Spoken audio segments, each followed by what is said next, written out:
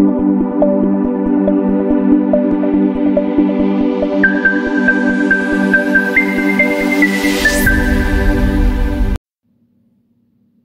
everyone, myself Rashmi Samant, Assistant Professor of Hygiene Institute. Today I will discuss about the topic Thyroid Gland Disorder Part 2nd, which is related to the subject Pathophysiology Unit 3rd for B.Pharm first year 2nd semester students. In our previous video lecture, I am already discussed about the hypothyroidism and hyperthyroidism condition. In this PowerPoint presentation, I will discuss about the remaining topics like myxedema, Graves' disease and goiter. List of content and topics: thyroid gland diseases, myxedema, Graves' disease and goiter. So I will discuss about the pathophysiology of myxedema, Graves' diseases and goiter. The pathophysiology of all three diseases includes some points like definition, etiology, sign and symptoms, diagnosis, treatment and complication. Definition, etiology and symptoms of myxedema. Definition: it occurs inflammation and thickening of the skin is known as myxedema. myxedema को हम लोग severe advance hypothyroidism भी बोलते हैं। ये एक ऐसी condition होती है जिसमें जो थायराइड ग्लैंड होती है वो इनफ अमाउंट में थायराइड हार्मोन का सिक्रीशन नहीं कर पाती। myxedema में बेसिकली जो हमारी स्किन होती है उसमें इन्फ्लामेशन या थिकनेस हो जाती है, तो इसे हम लोग myxedema कंडीशन बोलते हैं। ईटियोलॉजी, फर्स्ट पॉइंट है सीवियर हाइपोथायराइडिज्म। सीवियर हाइपोथायराइडिज्म एक ऐसी कंडीशन होती है जिसमें जो थायराइड ग्लैंड है वो कम अमाउंट में थायराइड हार्मोन का सिक्रीशन करता है, जिस वजह से हमें हाइपोथायराइडिज्म कंडीशन हो जाती है। सेकेंड है N auto immune thyroid disorder. Auto immune thyroid disorder ऐसे डिसऑर्डर्स होते हैं जिसमें हमारी बॉडी में फॉल्स एंटीबॉडी जनरेट हो जाती हैं जो बॉडी की टिश्यूज़ और सेल को मिस्टेकनली किल करने लगती हैं, और उस वजह से जो थायराइड ग्लैंड है वो प्रॉपर वे में थायराइड हार्मोन का सिक्रीशन नहीं कर पाता है। थर्ड कंडीशन है surgically removed of thyroid gland. अगर किसी भी इन्फेक्शन या इंजरी की वजह से जो हमारा थायराइड ग्लैंड है उसको हम लोग पार्शियली या फुली सर्जिकली रिमूव कर देते हैं तो वो भी थायराइड हार्मोन के सिक्रीशन में डिस्टर्बेंस क्रिएट कर देता है। तो इन रीजंस की वजह से हमें myxedema हो जाता है। नेक्स्ट है साइन एंड सिम्टम्स। myxedema के केस में कुछ कॉमन सिम्टम्स होते हैं, जैसे फटीग कंडीशन होती है, मीन्स थकावट होती है, डिप्रेशन हो जाता है, वॉइस हॉर्सनेस हो जाती है, मीन्स आवाज़ में भारीपन आ जाता है, मसल पेन होने लगता है, कॉन्स्टिपेशन हो जाता है, हेयर थिनिंग, बाल जो होते हैं वो पतले हो जाते हैं, और कोल्ड इनटॉलरेंस कंडीशन हो जाती है, मतलब अगर हमें कोल्ड होता है तो हम उसे टॉलरेट नहीं कर पाते हैं। तो ये कुछ कॉमन सिम्टम्स होते हैं myxedema के केस में। Diagnosis, treatment and complication of myxedema। Diagnosis में हम लोग पहला ब्लड टेस्ट करते हैं, detect the increase and decrease level of hormones. Basically thyroid hormone का लेवल इंक्रीज या डिक्रीज हुआ है उस चीज़ को डिटेक्ट करने के लिए हम लोग ब्लड टेस्ट करते हैं। सेकेंड है मैग्नेटिक रेजोनेंस इमेजिंग, जिसको हम लोग MRI बोलते हैं। ये किया जाता है detect the pituitary gland enlargement, क्योंकि जो पिट्यूटरी ग्लैंड होती है हमारी वो मास्टर ग्लैंड होती है, और हाइपोथैलेमस पिट्यूटरी एक्सिस मिलके सारी हार्मोन के सिक्रीशन और रेगुलेशन को कंट्रोल करते हैं। तो अगर पिट्यूटरी ग्लैंड में किसी भी तरीके का इनलार्जमेंट होता है तो उस वजह से भी जो हाइपोथायराइडिज्म कंडीशन है वो आ सकती है। ट्रीटमेंट, पहला इसमें ट्रीटमेंट हम लोग देते हैं thyroid replacement hormone. This treatment reduce the inflammation and underlying hypothyroidism. जो थायराइड रिप्लेसमेंट हार्मोन होता है इसमें हम लोग इन्फ्लामेशन को रिड्यूस करने के लिए ट्रीटमेंट देते हैं, और जो भी हाइपोथायराइडिज्म कंडीशन होती है उसको कंट्रोल करता है। सेकेंड है topical corticosteroid. This reduce the inflammation occurring due to the thickening of skin. जो टॉपिकल कॉर्टिकोस्टेरॉइड होते हैं वो जो भी हमारा इन्फ्लामेशन हो जाता है स्किन में थिकनिंग की वजह से उसको रिड्यूस करता है। नेक्स्ट पॉइंट है complication.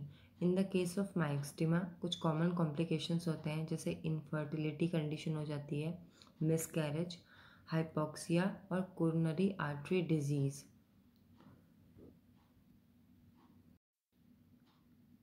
Definition, aetiology and symptoms of Graves disease. Grave disease को हम लोग टॉक्सिक डिफ्यूज्ड गॉइटर भी बोलते हैं। ये एक ऐसी ऑटो इम्यून डिजीज़ होती है जो कि थायराइड ग्लैंड को इफ़ेक्ट करती है। An immune system disorder which occur due to overproduction of thyroid hormones, hyperthyroidism, is known as grave disease. Grave disease एक इम्यून सिस्टम डिसऑर्डर होता है, मतलब ये एक ऑटो इम्यून डिसऑर्डर होता है जिसमें जो हमारा थायराइड हार्मोन होता है उसका ओवर प्रोडक्शन होने लगता है, जिसे हम लोग हाइपरथायराइडिज्म कंडीशन बोलते हैं। तो इसे हम लोग ग्रेव डिजीज़ बोलते हैं। नेक्स्ट है etiology. Graves' disease is a autoimmune disorder in which the immune system produce antibodies which cross-react with proteins within the cell and destroy those cells. जो ग्रेव डिजीज़ होती है वो एक ऑटो इम्यून डिसऑर्डर होता है। Auto immune का मतलब होता है कि जो उसमें इम्यून सिस्टम होता है वो ऐसी एंटीबॉडीज़ को प्रोड्यूस करता है जो कि प्रोटीन के साथ क्रॉस रिएक्ट करती हैं किसी भी सेल में और उन सेल्स को डिस्ट्रॉय कर देती हैं।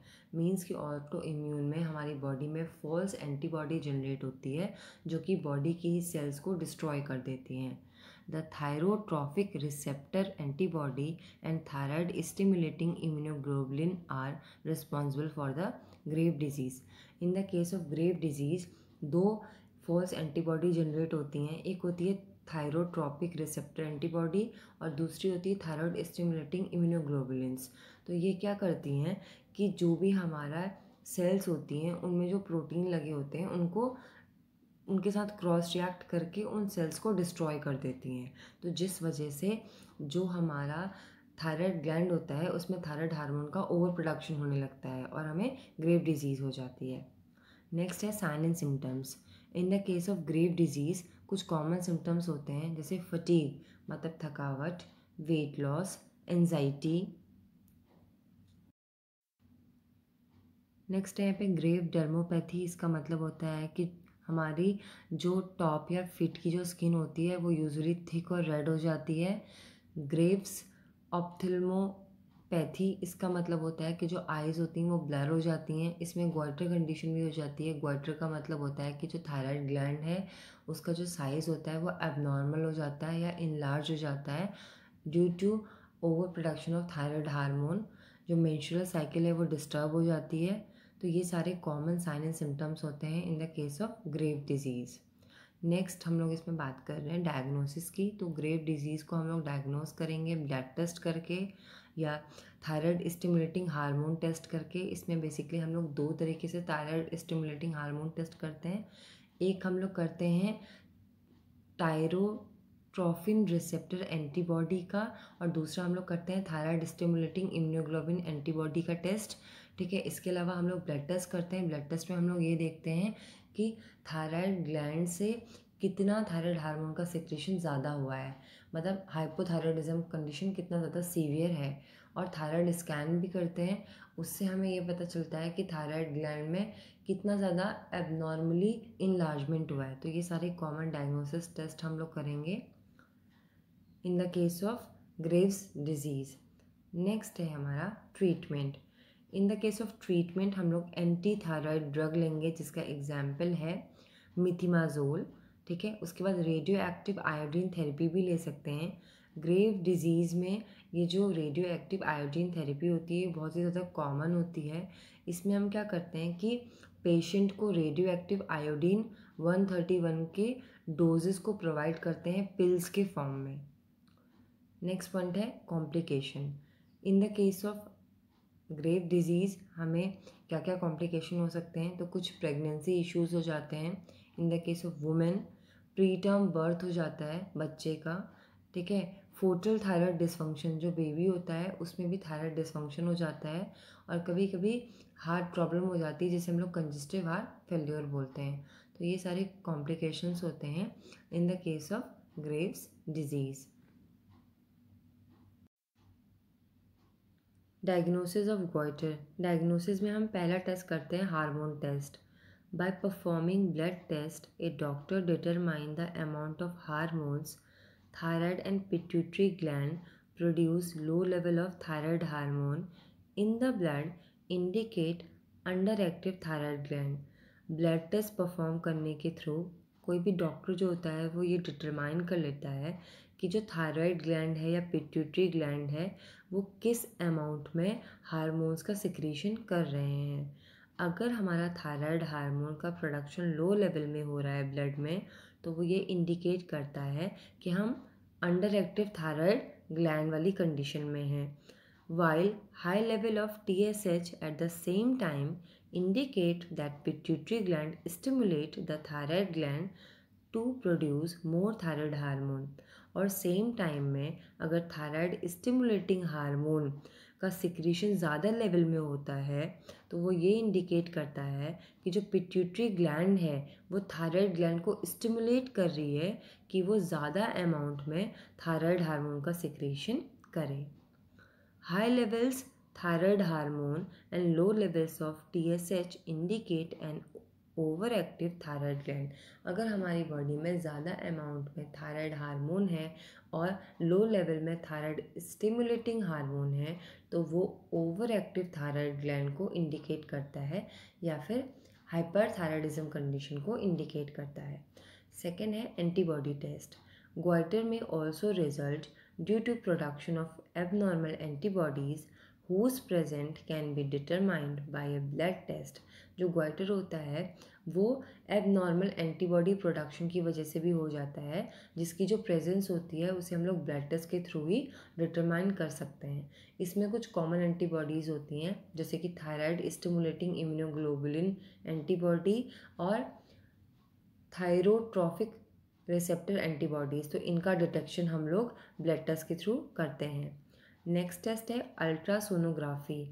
ए transducer when held over the neck the sound wave bounce through the neck and back. अगर हम लोग एक ट्रांसड्यूसर मतलब एक अल्ट्रासाउंड छोटी सी मशीन होती है उसको जब हम लोग नेक के पास लेके जाते हैं ऊपर से, तो जो साउंड वेव्स होती हैं वो बाउंस होती हैं नेक में और उसके बैक में। This produces image on the computer screen relieving the thyroid size as well as the presence of nodule। हम लोग जो ट्रांसड्यूसर का यूज़ करते हैं बेसिकली वो एक इमेज को कंप्यूटर स्क्रीन में रिवील कर देता है जिससे हमें थायराइड के साइज़ के बारे में पता चलता है और अगर कहीं पे भी नोड्यूल प्रेजेंट है थायराइड ग्लैंड में तो उसका डिटेक्शन भी हम लोग अल्ट्रासोनोग्राफी के थ्रू कर सकते हैं। नेक्स्ट है thyroid scan. A radioactive isotope is injected into the vein और the inside of elbow of the patient। Then the doctor asked the patient lie on the table with head stretches back down। Thereafter a special camera produced thyroid image on the computer scan।